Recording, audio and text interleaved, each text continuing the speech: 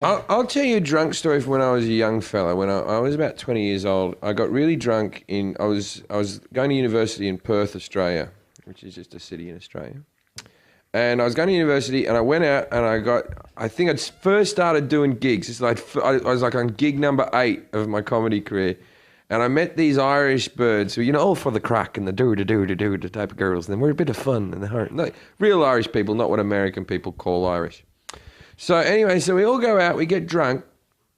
I get hammered drunk. It turns out these girls were nurses at the Perth hospital, or whatever the name of the hospital was, and they were living in the hospital, right? Mm-hmm. So I went back with these 2 girls, and they had single beds on both sides of the room, and one of the girls didn't want to shag me, and so I just, at like 20 years or 19 years of age or something, I shagged the other one on the single bed with the other friend just rolled over, acting like nothing had happened, right? In the same bed. No, she was in but it was a little room. It was a small room. It was like Bert and Ernie would have, right? So then the girl was like, well, you have to leave now. And I'm hammered. I've been drinking the whole time. I walk out. I get off on the wrong floor or something in this hospital. I'm in the intensive care unit. There's like burn victims and stuff. There's like people moaning and crying. And they all looked better than you. And I'm walking along like a zombie, just like, I gotta find my way out. People with tubes coming out of their mouths, just.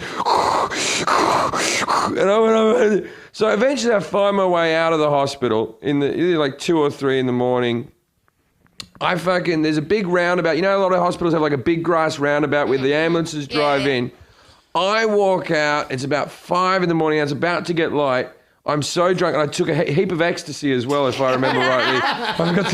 And I'd taken a heap of ecstasy, and I was at that really wide stage, and I fucking passed out in the middle of this roundabout, just because there was no taxis or anything there. I thought I'd have a sleep on the grass, only to wake up with nurses and doctors all standing around me with a little flashlight checking in my eyes, right? Because they thought I was like a heroin fucking overdose that their friends have dropped in the front garden and driven away, right? So I get picked up on this stretcher, I'm taking it, I go, no, I just fucked an Irish nurse up on the thing, right?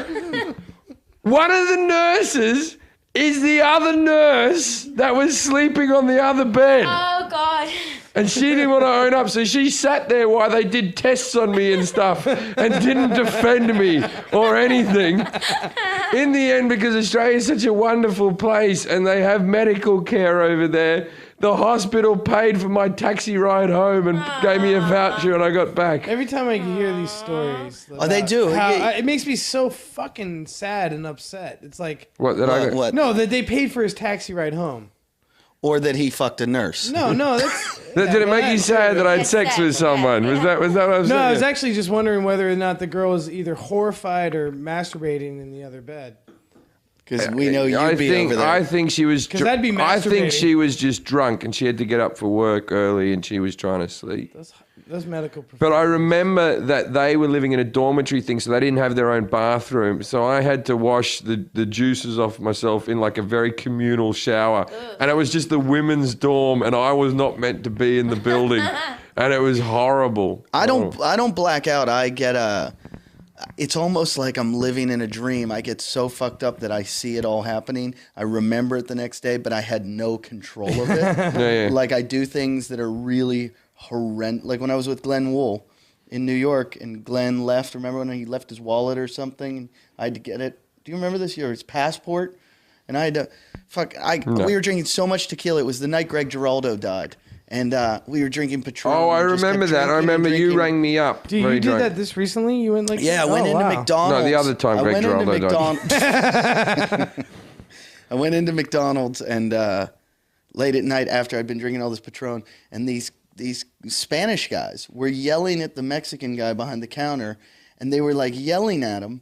And I felt like it was derogatory. Oh, I remember you told me about this. I felt like it was derogatory what they were saying. Probably was. I wasn't sure. Yeah. And I said to the guy, why don't you back off? His life's tough enough. He's fucking working at McDonald's. And they went, fuck you, fuck you. There were 3 of them. And I went, you have no idea who I am. And they went, what? And they're like, fuck you. And I went, I'm an ultimate fighter. Featherweight.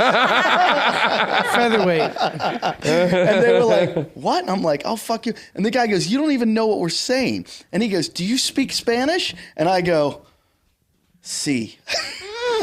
And the guy says something else, and I'm like, sí. Hola. Yeah, I was just like, I'm done. I'm out. And then I just went, fuck you. Like, and so the one guy said something, and I think I pushed the one guy or something, and the other guy goes, I'm getting the cops. And he ran to get the cops, and the other two guys stood up to me. And all I know is, and I've always seen guys do this and gone, what are you, fucking retarded? I took my shirt off. Yeah.